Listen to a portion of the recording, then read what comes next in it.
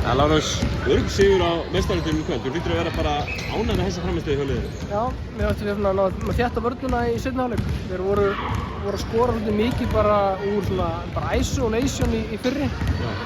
Kannski svona beita þá í seinni hálfleik. Williams var greinilega orðinn þreyttur út, hann var að draga vagnir rosalega mikið fyrir þá. Og þeir náðu að dræfa og auðvelda okkur í fyrri hálfleik. Við náðum að loka á það og fengum kannski bara svona auðvelda körfur í kjölfarið. Og löndum þessu tiltölulega örugglega. Talar vörnina, þú nefndi fyrst vörnina hjá okkur sko. Sóknin hjá okkur, hún næst í allir sem að koma inn á voru bara beltir sóknarlega. Já, við fannst við vera kannski varnarlega, hvað Jordan með 4 varið skot. Ég held að vera með okkur 7 stóðir eða eitthvað. Þannig að hann svona gefur okkur aðra víti sóknarlega, bara með að vera að hreyfa boltann og synga honum.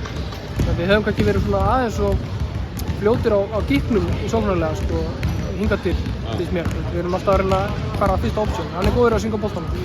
Og ef þú synga boltanum þá er yfirleitt auðveldur að skjóta. Þórslið núna, ég meina eftir